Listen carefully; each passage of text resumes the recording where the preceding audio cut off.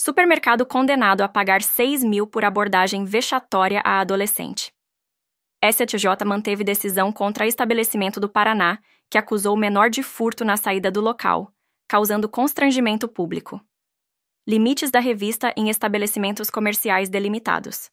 Abordagem legal. Deve ser calma, educada e sem submeter o consumidor a constrangimentos. Responsabilidade. Estabelecimentos devem orientar funcionários sobre trato digno com clientes. Proteção especial. Cuidados devem ser maiores com crianças e adolescentes devido à vulnerabilidade.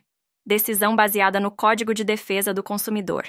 Ministra Nancy Andrighi destacou que o serviço de qualidade inclui o dever de segurança, englobando a integridade psicofísica do consumidor. A relatora também enfatizou que cabe ao estabelecimento comprovar que a abordagem foi adequada e respeitosa. Compartilhe.